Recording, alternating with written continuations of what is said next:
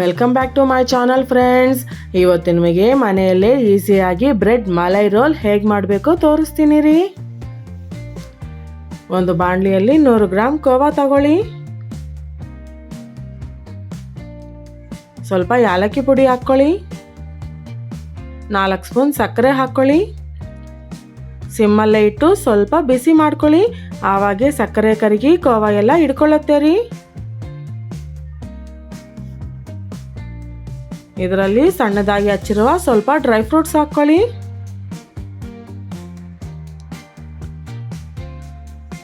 ಇದೆಲ್ಲ ಕಲಿಸ್ಕೊಂಡು ಒಂದು ಬಟ್ಲಿಗೆ ಹಾಕ್ಕೊಳ್ಳಿ. ಒಂದು ಬಾಣಲಿಯಲ್ಲಿ ಅರ್ಧ ಲೀಟರ್ ಹಾಲು ಹಾಕ್ಕೊಳ್ಳಿ.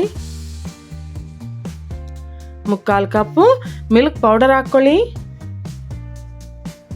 2 ಸ್ಪೂನು ಕಸ್ಟರ್ಡ್ ಪೌಡರ್ ಹಾಕ್ಕೊಳ್ಳಿ. 4 ರಿಂದ 5 ಸ್ಪೂನು ಸಕ್ಕರೆ ಹಾಕ್ಕೊಳ್ಳಿ. ಸ್ವಲ್ಪ ಯಾಲಕ್ಕಿ ಪುಡಿ ಹಾಕ್ಕೊಳ್ಳಿ. ಇದೆಲ್ಲ ಚೆನ್ನಾಗಿ ಕಲಿಸ್ಕೊಂಡು ಆಮೇಲೆ ಒಲೆ ಮೇಲೆ ಇಡಬೇಕು ರೀ. ಬಿಸಿ ಬಿಸಿ ಹಾಲಲ್ಲಿ ಮಿಲ್ಕ್ ಪೌಡರ್ ಕಸ್ಟರ್ಡ್ ಪೌಡರ್ ಹಾಕಿದ್ರೆ ಉಂಡೆ ಕಟ್ಟುತ್ತೆ. ಅದಕ್ಕೆ ಮೊದಲೇ ಎಲ್ಲ ಚೆನ್ನಾಗಿ ಕಲಿಸ್ಕೊಳ್ಳಿ.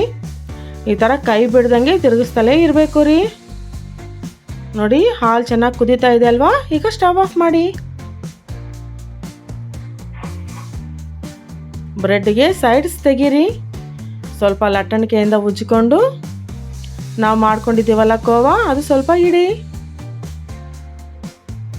ಈ ಥರ ರೋಲ್ ಮಾಡ್ಕೊಳ್ಳಿ. ಎಡ್ಜ್ನ ಈ ಥರ ಸ್ವಲ್ಪ ಕಸ್ಟರ್ಡ್ ಹಾಲು ಅಂದ್ಕೊಂಡು ಕ್ಲೋಸ್ ಮಾಡಿ. ಆವಾಗ ಅದು ಬಿಡ್ಕೊಳ್ಳದೆ ಇರುತ್ತೆ.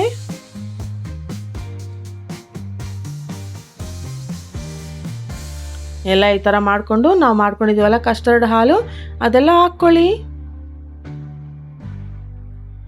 ಮೇಲೆ ಸ್ವಲ್ಪ ಡ್ರೈ ಫ್ರೂಟ್ಸ್ನ ಡೆಕೋರೇಟ್ ಮಾಡ್ಕೊಳ್ಳಿ. ಅಷ್ಟೇ, ಎಷ್ಟೋ ರುಚಿಕರವಾದ ಬ್ರೆಡ್ ಮಲೈ ರೋಲ್ ರೆಡಿ ಆಯಿತು ರೀ.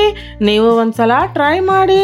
ಇಷ್ಟ ಆದರೆ please like, share, comment and subscribe.